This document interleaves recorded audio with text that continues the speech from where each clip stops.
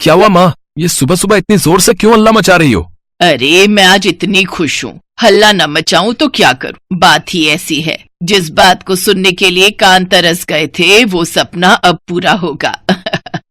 बहुत जल्दी इस घर में बच्चे की किलकारियां गूंजेंगी, क्योंकि तू बाप बनने वाला है। वहीं खड़ी कंचन की जेठानी अनीता जब ये बात सुनती है तो वो कंचन को गले लगाकर उसे बधाई देने की कोशिश करती है, लेकिन कंचन उसे धकेलते हुए कहती है, भाभी आपने दूर से ही बधाई दे दो। वो क्या है ना, प्रेगनेंसी में बांझ औरत का परछावा पड़ना शुभ नहीं होता। बिल्कुल ठीक कह रही है छोटी बहू, और हम नहीं चाहते कि तुझ बांझ के साए से इस घर में आने वाली खुशियां पहले ही उजड़ जाएं।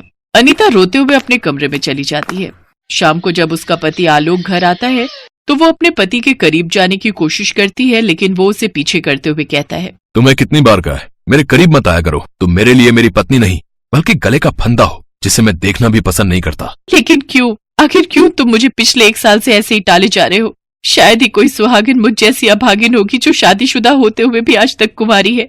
आखिर क्यों तुम मुझसे दूर भागते हो? क्योंकि मेरी रग रग में कोई और है। ये सुनकर अनीता रोने लगती है।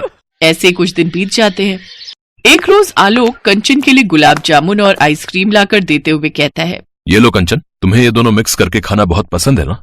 ओह जेठ जी, आप तो मेरे पति रोहन से भी ज्यादा मेरा ख्याल रखते हैं। You are so sweet. Alok Kanchan की कुछ ज्यादा ही परवाह करता था। हर वक्त वो उसके आगे पीछे घूमता रहता, जिसे देख अनीता को उस पर शक होता है। आलोक का देवरानी जी की जरूरत से ज्यादा परवाह करना, कहीं कोई गड़बड़ तो नहीं? इस बात का पता मुझे लगाना ही होगा। इस बात की तह तक जाने के लिए अनीता अपने देवर रोहन के पास जाती है। जब से कंचन के माँ बनने की खबर इस घर में फैली है, तब से देख रही हूँ देवर जी कि आपके चेहरे पर खुशी नहीं बल्कि एक अजीब ही चिंता की शिकन उभरी हुई है। क्योंकि भाभी सच तो ये है कि ये खुशी मेरे हिस्से की है ही नहीं। डॉक्टर ने मुझे साफ कहा था कि मैं कभी बाप नहीं बन सकता। ये सुनकर अनीता चुपचाप वहाँ से चली जाती है। उसे उसका जवाब मिल गया था। इसका मतलब मेरी देवरानी ही मेरी सौतन है और उसके पेट में बच्चा मेरे पति का है।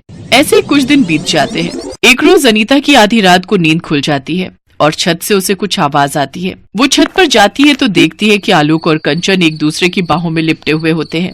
अब बस कुछ दिनों की बात और है, इसके बाद हमारा बच्चा इस दुनिया में आ जाएगा। फिर हमें आखिरी चाल चलनी है, जिसमें तुम्हें अपनी पत्नी को बांझ साबित करना है और मैं तुम्हारे भाई के माथे पर नामर्द का ठप्पा लगा दूंगी। और माँ जी को तो बस इस घर के चिराग से मतलब है, फिर चाहे वो किसी का भी हो। उसके बाद वो हंसी हंसी प्रॉपर्टी हमारे नाम कर देंगी। हाँ, बिल्कुल सच कहा डार्लिंग।